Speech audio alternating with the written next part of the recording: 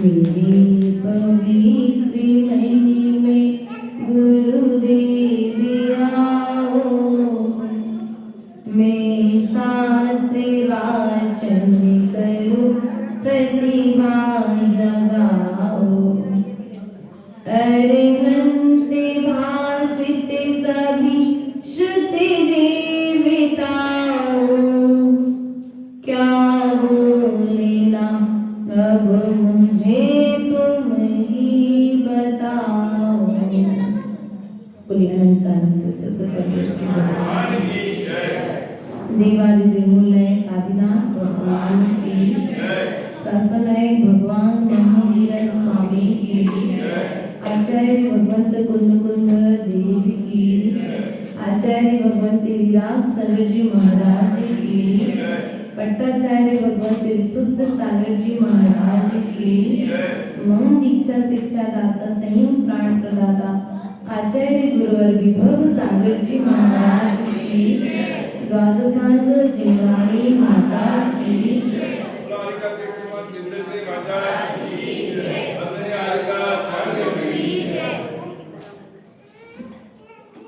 वीतरागम मुखम दृष्ट्वा पद्मरागम समप्रभा।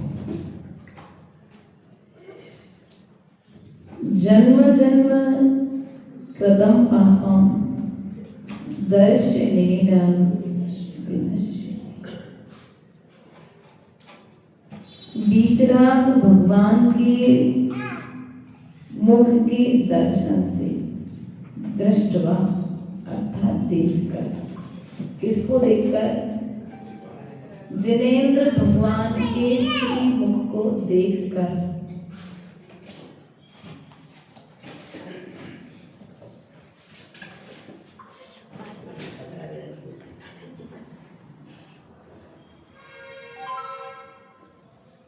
जन्म जन्म में किए गए पाप, कितने जन्म के पाप? एक जन्म, दो जन्म, तीन जन्म, या आप तो चाहते हो अपना 7 जन्म तक साथ रहे, तो 7 जन्म तक। आचार्य भगवंतों ने कहा है, चाहे आपने नरक गति में रहकर के पाप किए हो, चाहे आपने क्रेंच गति में रहकर के पाप किए हो, चाहे आपने स्वर्ग में देव बनकर के पाप किए हो, चाहे आपने मनुष्य गति के मनुष्य बनकर के पाप किए हो, इनके अंतर्गत भेद प्रवृत्ति की अपेक्षा से कही जाए तो त्रंच गति में पृथ्वी कायक बने हो, जल कायक बने हो, अग्नि कायक बने हो, वायु कायक बने हो, वनस्पति कायक बने हो, साप्रतिष्ठित वनस्पति, अप्रतिष्ठित वनस्पति, इतर निगोद, नित्य निगोद, 2 इंद्री, 3 इंद्री, 4 इंद्री, 5 इंद्री और असंगी पंचेंद्री की पर्याय में रहकर के भी तुमने जो बिना मन के रहते हुए भी पाप किए हो, तो वे सब पाप, क्या जो आपने जानबूझकर किए वे पाप, और जो अनजाने में किए वे सब पाप, एक बार यदि वीतराग भगवान के मुख के दर्शन आपने वीतरागता के साथ में किए तो निश्चित ही वे जन्म जन्म के किए हुए पाप क्षय को प्राप्त होंगे। और यदि वीतराग प्रभु के सामने आप पहुंच गए और वीतराग प्रभु के चरणों में पहुंचने के बाद में भी आपके भीतर में वीतरागता आपके भीतर में राग उमड़ाता है। कितनी सुंदर वेदी लग रही है, अरे कितना सुंदर सिंहासन बनाया है, कितना सुंदर छत्र और चमन है, कितना सुंदर चांदी का कलश लगाया है। आए किस लिए थे बोलो तो? संजीव भैया देख पाए प्रभु को? कहीं सिंहासन में अटक गए, कहीं छत्र में अटक गए, कहीं चमर में अटक गए, कहीं वेदी में अटक गए। इधर उधर देखते हुए पूरा जो 2-5-10 मिनट का टाइम लेकर के आए थे, उस 2-5 मिनट में भी हमने प्रभु को नहीं निहारा, उसमें भी हमने प्रभु के आजू बाजू में रहने वाली वस्तुओं को निहारा। और अब बताओ, ऐसी स्थिति में जब प्रभु के पास में आकर के भी प्रभु को नहीं निहारोगे तो पापों को नाश कैसे कर? इसलिए जब भी प्रभु के पास में पहुंचो तो पूर्ण मनोयोग के साथ उस वीतराग मुद्रा को निहारो, जिसके तन पर एक कण मात्र भी परिग्रह नहीं है। ऐसे वीतराग प्रभु ने हमारे लिए मोक्ष मार्ग का उपदेश दिया, और मोक्ष मार्ग का उपदेश हमने सुना तो होगा लेकिन आचरण, और आज सुन तो रहे हैं लेकिन फिर भी आचरण, लेकिन फिर भी आज आचरण में बात नहीं आ रही है। इस बात को सोच करके पीछे मत हटना, लेकिन ये बात जरूर ध्यान रखना, जैसे नए सकोरे में पानी धीरे धीरे बूंद बूंद गिरता है तो एक दिन वह सकोरा भी भर जाता है। उसी प्रकार से आज भले ही धर्म की बात तुम्हारी समझ में नहीं आ रही है, तुम्हारे आचरण में नहीं आ रही है, लेकिन पुरुषार्थ करना बंद, यदि पुरुषार्थ करना बंद कर लोगे तो कार्य की सिद्धि भविष्य में होने वाली। इसलिए वीतराग प्रभु के पास में आओ तो वीतराग ताकि प्राप्ति की भावना रखना, वीतरागी अवस्था में आना,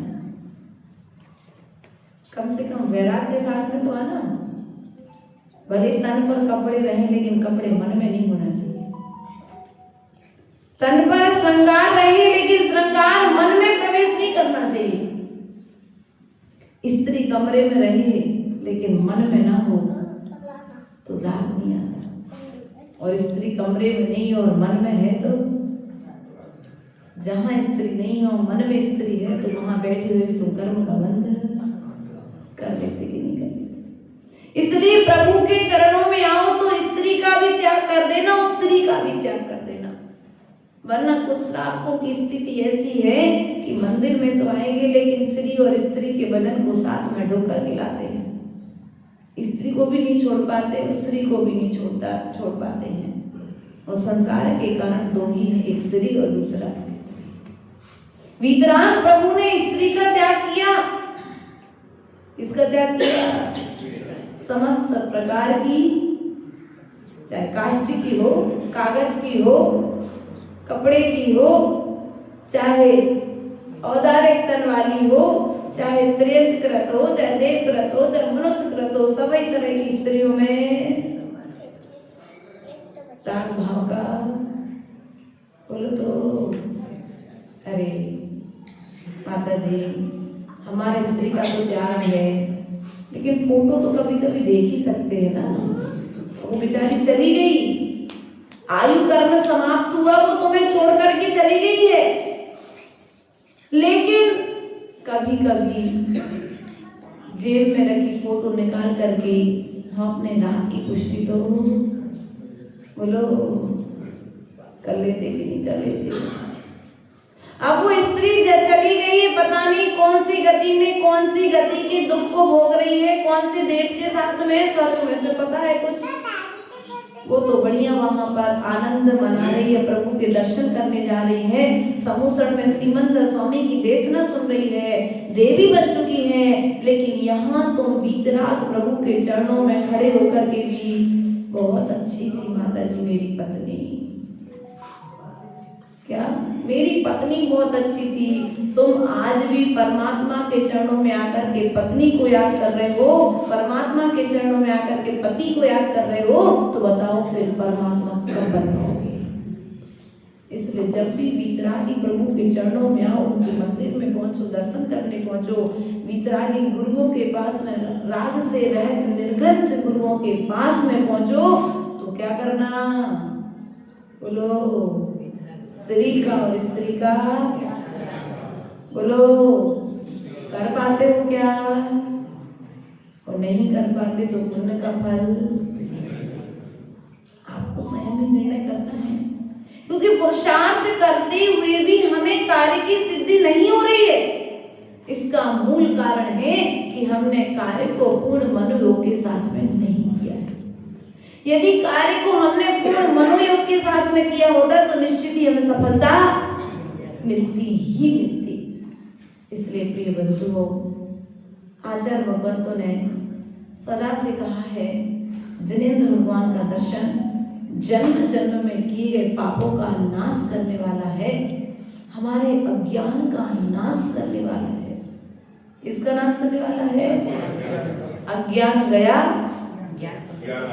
तो ज्ञान प्रगटेगा। अर्थात जितना जितना ज्ञान उतना उतना सुख, और जितना जितना अज्ञान उतना दुख। ज्ञान बराबर सुख और अज्ञान बराबर दुख। अब मंदिर में आए हो, कैसा लग रहा है? सुख महसूस हो रहा है? मतलब अभी ज्ञान का उदय चल रहा है। मंदिर से बाहर जाओगे, घर पर जाओगे, गर्मी लगने लगेगी। अभी यहाँ पंखा नहीं चल रहा, लेकिन फिर भी गर्मी नहीं लग रही। क्यों? ज्ञान का उदय चल रहा है। ज्ञान पूर्वक त्याग करके बैठे हैं ना, इसलिए हमारे लिए गर्मी नहीं लग रही। और यही घर पर पहुंचोगे, तत्काल लाइट चली जाए, रात के 11:30 बजे मंदिर आते, क्या स्थिति होगी? बोलो। उस समय जैसे मच्छर तुम्हारे कानों पे आकर के भिनभिनाएगा, ऐसे तुम भी भिनभिनाना। अरे हंसते हो, ऐसी कर देना पड़ोगी। अरे गर्मी लग रही, गर्मी लग रही। अरे गर्मी तो तुमको अभी भी लग रही, लेकिन फिर भी ज्ञान के अर्जन के समय हमें सुख की अनुभूति हो रही है। लेकिन इसलिए इस कमरे में, इस हॉल में ताप होने के पश्चात में भी वह ताप हमें महसूस नहीं हो रहा है।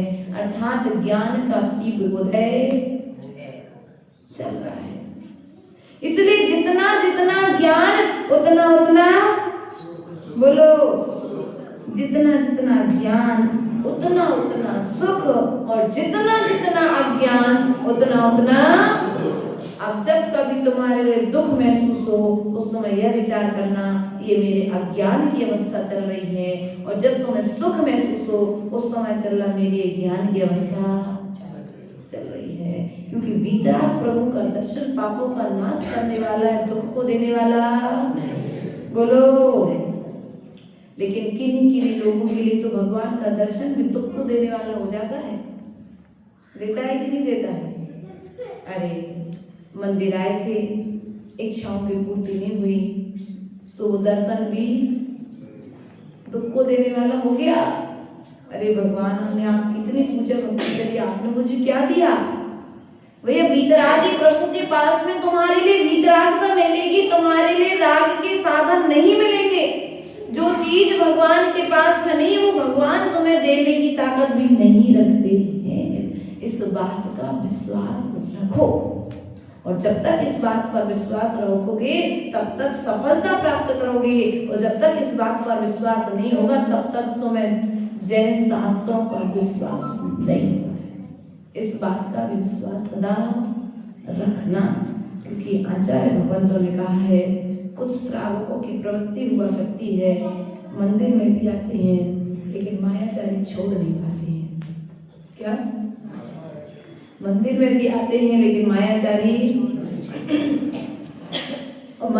नहीं छोड़ पाते हैं। तो मंदिर में आकर के भी वे मायाचारी के फल से त्रेच आदि गतियों को प्राप्त कर लेते हैं। इसलिए मंदिर में आओ तो मायाचारी का त्याग करके आना। देखो वह सेठ जो जिनेंद्र भगवान के समक्ष बैठ करके सामयिक कर रहा था। क्या बोलो, सुनी है ना सेठ की कहानी। वह सेठ मंदिर में बैठ कर के सामयिक कर रहा था और नियम लेकर के बैठा था कि जब तक दीपक में घी रहेगा तब तक मैं सामयिक करूंगा। बैठ गया, गर्मी का समय था, 12 बजे से जो बैठा सो बैठे बैठे शाम हो गई। दीपक का घी शांत होने लगा। सेठानी ने सोचा सेठ जी सामयिक कर रहे हैं, मंदिर में अंधेरा ना हो जाए। तो सेठानी ने दीपक में घी को हंसते क्यों? देखो आपकी साधना में सहयोग किया इन्होंने, लेकिन सेठ जी के परिणाम बिगड़ गए।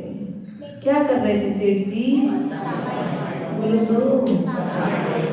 वास्तविकता में द्रव्य सामयिक चल रही थी कि भाव सामयिक चल रही थी? यदि द्रव्य सामयिक चल रही थी तो कर्म की निर्जरा तो हो रही थी, लेकिन भाव सामयिक में भेद आ गया, अर्थात भीतर में प्यास की वेदना। सेठ को प्यास लगी है, लेकिन जब तक दीपक चलेगा तब तक मैं सामयिक। अब रात्रि हो चुकी है, सेठ रात को पानी भी नहीं पीता था और सामयिक करता बैठा रहा और प्यास की वेदना के कारण सेठ मरण को प्राप्त हो गया। पानी की वेदना के कारण मरा था। अब कोई कहे सामयिक करने वाला तो बोलो, आप लोग क्या सोचोगे? सामयिक करने वाला तो, लेकिन वास्तविकता में वह सामयिक करने वाला स्वर्ग गया क्या? सामयिक में किस तरह के तुम्हारे परिणाम चल रहे हैं, उस तरह से तुम्हारे लिए कर्म का बंध हो रहा है। सामयिक करने से कर्मों की निर्जरा भी होती है और सामयिक करने से कर्म का बंध भी होता है। वही धतूरा है, यदि वैद्य की सलाह से लिया जाए तो रोग को ठीक करता है और बिना वैद्य की सलाह से लिया जाए तो मौत के घाट उतार देता है। धतूरा वही है, वस्तु वही है, सामयिक वही है। वही सामयिक हम शास्त्रों की विधि के अनुसार यदि सामयिक करते हैं तो कर्म निर्जरा का साधन बनती है, और वही सामयिक यदि हम शास्त्रों के अनुसार नहीं करते हैं तो वही सामयिक हमें कर्म बंध का कारण बन जाती है। सेठ की क्षमता टूट गई, गति बिगड़ गई। मति बिगड़ी थी सो गति को बिगड़ने में समय नहीं लगा। और सेठ की जहां मनुष्य गति के जीव थे, धर्मज्ञ थे, सम्यक दृष्टि थे। कौन थे सेठ जी? सम्यक दृष्टि थे। मनुष्य गति छूट गई, लेकिन सम्यक दर्शन नहीं छूटा। क्या? मनुष्य गति छूट गई, सामयिक करते करते उसमें अतिचार लगा तो सामयिक के अतिचार के फल से वे त्रेच गति में के जीव मेढक बन गए, लेकिन सम्यक दर्शन नहीं छूटा। जिनेंद्र भगवान के प्रति उस सेठ की जो भावनाएं थी, वे भावनाएं नहीं छूटी। उन भावनाओं के फल से वह सेठ मरण को प्राप्त हुआ और अपने ही गांव की बावड़ी में जाकर के बैठक।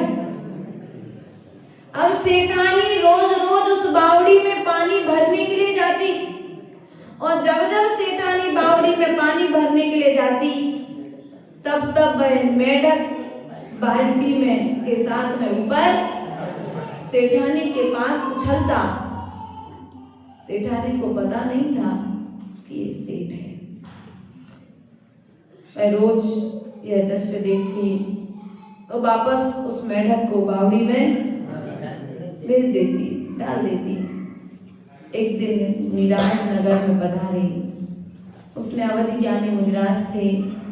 मुनिराज के पास जाकर के मुनिराज की भक्ति पूर्वक वंदना की, मुनिराज को नमस्कार किया और नमस्कार करने के पश्चात में मुनिराज से पूछा, हे भगवान, मैं रोज बावड़ी पर पानी भरने के लिए जाती हूँ और जब पानी भरने के लिए जाती हूँ तो एक मेढक रोज बाल्टी के सहारे बाहर आता है और बाहर आकर के मेरे ऊपर उछलने की कोशिश करता है।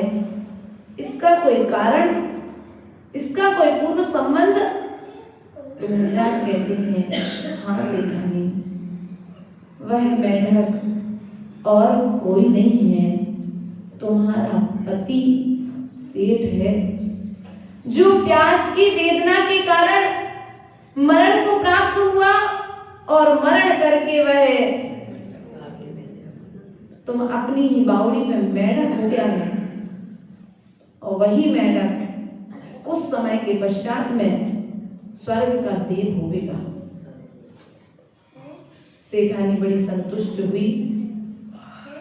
अब वह रोज पानी भरने आती और प्रसन्नता पूर्वक अपना पानी भर के ले जाती। एक दिन नगर में डिंडोरी पीटी गई कि विप्लाचल पर्वत पर प्रभु भगवान महावीर स्वामी का समोषण आया है और ऐसे ही समोषण का समाचार सुनता है तो वह मेढक बावड़ी से बाहर निकलता है। उसके पास में कुछ भी नहीं था चढ़ाने के लिए, तो एक कमल का पत्ता अपने मुख में दबाता है और प्रभु की वंदना के लिए समोषण की ओर। देखो मेढक, तुम मनुष्य हो, तुमसे अच्छा तो वो, कह दो तुमसे अच्छा तो वो, कम से कम प्रभु के आने का समाचार सुना तो पहुंचा तो समोषण में। समोषण में पहुंचने का प्रयास तो किया, प्रभु के दर्शन की भावना तो उसके मन में आई। भले ही तुम्हारे जैसी चलने की ताकत नहीं थी, तुम्हारे जैसी उसके पास में सामग्री नहीं थी, लेकिन तुमसे अच्छे भाव थे। तुम लोग यंत्र, मंत्र और तंत्र, ताबीज और धागा वाले महाराज आ गए तो अरे कमरे के बाहर जगह नहीं बचेगी, अंदर से लेके बाहर तक। ये सम्यक दृष्टि का चिन्ह नहीं है। सम्यक दृष्टि तो रत्नात्रय देखता है, साधु देखता है, हाथ में पिच्ची और कमंडल देखता है, वह मंत्र तंत्र आदि के पीछे भागता। अर्थात जो सम्यक दृष्टि होता है वह चमत्कार के पीछे नहीं भागता है, वह अपने नमस्कार में चमत्कार पैदा करता है। वह मेढक चला और चलते चलते राजा सैनिक के हाथी के पैर के नीचे कुचल गया। सब लोग देख रहे हैं कि मेढक मर गया, लेकिन वास्तविकता में मेढक मरा नहीं, भक्ति के भावों से वह अमर हो गया। अमर अर्थात देव पर्याय को प्राप्त हो गया। राजा सैनिक तो हाथी पर बैठा रह गया और वह मेढक पहले भगवान के समोषण में पहुंच गया। अब बताओ, मेढक होकर के मनुष्य बनना, मनुष्य जैसे कार्य करना अच्छा है कि मनुष्य बनकर के मनुष्य जैसे कार्य करना? निर्णय करो भैया। मनुष्य बनकर के मनुष्य गति का लाभ ले लो तो तुम्हें त्रियंच बनकर के बोलो अपने संस्कार बाकायदा बना करके रखो, क्योंकि आचार्य भगवंतों ने कहा है यदि 3 लोक में कोई चीज दुर्लभ है तो वह है सम्यक दर्शन। चारित्र छूट सकता है, लेकिन सम्यक दर्शन यदि एक बार हो जाए, छायक सम्यक दर्शन, तो फिर कभी छूटता। और और पंचम काल में छायक सम्यक दर्शन होता नहीं है, लेकिन फिर भी छायक सम्यक दर्शन की प्राप्ति का भाव तो हम अपने पुरुषार्थ के बल पर छायक सम्यक के संस्कार तो धीरे धीरे हम तो एक ही चीज जानते हैं भैया संजीव, एक ही चीज का विचार करते हैं, कौन कैसा है वो जाने, मुझे अपने सम्यक दर्शन में दोष नहीं लगाना है। मुझसे बड़ा है तो मुझे नमस्कार करना है, मुझसे छोटा है तो हाथ मिलाना है, गले लगाना है, आपस में वात्सल्य देना है। बाकी फिर भाव केवल की ज्ञान का विषय है, हमारे ज्ञान का विषय है। इसलिए मनुष्य होकर के जो मनुष्य गति के अनुकूल जो कार्य हैं वो कार्य मनुष्य गति में कर लेना और ऐसे संस्कार लेकर के जाना कि यदि किसी पाप कर्म के उदय से त्रयंच गति को भी प्राप्त हो जाओ तो वो संस्कार छूटे ना। वह देव वह सेठ मर तो गया, त्रयंच गति को प्राप्त तो हो गया, लेकिन प्रभु की भक्ति के संस्कार नहीं गए तो उसके साथ में गए। और जैसे प्रभु भक्ति के सुनी तो वह प्रभु के समुसड़ में, इसलिए गुरुदेव ने बड़ी प्यारी सी लाइनें लिखी हैं, धर्म सभा में आने वाले सम शरण जाते, धर्म देश ना सुनने वाले दिव्य ध्वनि पाले, गुरु मिले तो प्रभु मिलेंगे कहती वाणी माँ, बार बार हम शीश झुकाए हे जिनवाणी माँ। क्या कहा? धर्म सभा में आने वाले समूसरण दिव्य देशना सुनने वाले, बोलो क्या पाते हो? दिव्य ध्वनि पाते, गुरु मिले तो प्रभु मिलेंगे कहती वाणी माँ। ये हमारा कथन नहीं है, ये धवला जी का कथन है। इसलिए सदा विश्वास रखना, इसलिए जब कभी भी प्रभु के चरणों में आओ तो ऐसे संस्कार बना करके रखना, यदि कोई तीव्र पाप कर्म के उदय से त्रयंच गति में भी पहुंच जाओ तो प्रभु के दर्शन के संस्कार ना जाए। क्या पहली बात तो अपन जाएंगे नहीं त्रयंच गति में, लेकिन होनी ना होनी, किसके जीवन में कब कौन सी होनी घट जाए, अपन एक बार बोलते ना, होनी अनहोनी, होनी अनहोनी तब क्या घट जाए रे, जीवन में पाने के भोग कब मिट जाए। सबको मालूम है ना, कुछ चीज का मालूम, लेकिन संस्कार तो हम स्थायी। इसलिए जब भी भगवान के चरणों में आओ तो एक बात लेकर के आना, श्री और स्त्री का, बोलो श्री और स्त्री का त्याग करके आओगे तो भीतराम प्रभु के दर्शन करते हुए जन्म जन्म में किए हुए पापों का नाश कर पाओगे। वरना पापों की गठरिया जो बांध करके रखी है वो फिर तुम्हारे साथ में, क्योंकि मेला वाला आता है, मेला लगाता है और शाम होती अपनी दुकान समेट करके अपने घर पर, और समय पर यदि दुकान नहीं समेटे तो डाकू से आकर के लूट लेते हैं। तो बताओ तुम लोग को लूटना है, पिटना है कि समय से पहले अपनी दुकान समेट करके, बोलो बात समझ में नहीं आई? अपनी दुकान समेट लो। जो पापों को तुम लोग कर रहे हो ना, उन पापों को अब करना धीरे धीरे कम कर दो और ऐसा समय लेकर के आओ कि एक दिन ऐसा आए कि जैसे प्रभु मंदिर में हाथ पर हाथ रख करके बैठे हैं, जैसे बाहुबली भगवान कायस्वर्ग मुद्रा में है, ऐसे हम भी भगवान के सामने बुद्धिपूर्वक बैठ सकें, बुद्धिपूर्वक खड़े हो सकें, कम से कम जीते जी तो ऐसा संस्कार असक्त हो जाओगे तब का कोई भरोसा नहीं, लेकिन जब तक शक्ति है तुम्हारा जितना भी पुरुष वर्ग महिला वर्ग यहाँ पर बैठा है तो इतना नियम तो ले लेना, बाहुबली के चरणों में खड़े होकर के एक काय सर्व तो 9 बार नमोकार मंत्र तो बोलो, 108 बार नहीं 9 बार तो कितने लोग पढ़ेंगे?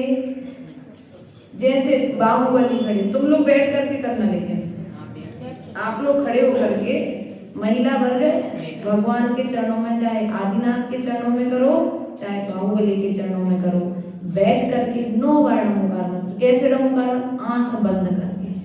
कैसे करना? इतना सा नियम तो ले लो ना आप लोग।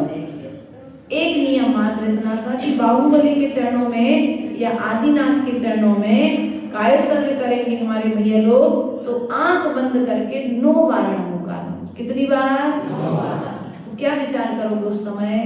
दुकान पर क्या देना है, बच्चों को स्कूल छोड़ने जाना है, या घर पे जाकर के नाश्ते में क्या बनाना है?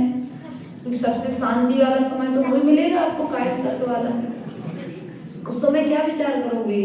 नमो अरिहंताड़ा, अरिहंतों को नमस्कार, नमो सिद्धाड़ा, सिद्धों को नमस्कार, नमो आयरियाड़ा, आचार्यों को नमस्कार, नमो अध्यायाड़ा, उपाध्याय को नमस्कार, नमो लोए सर्व सावण सर्व साधु निरंकार।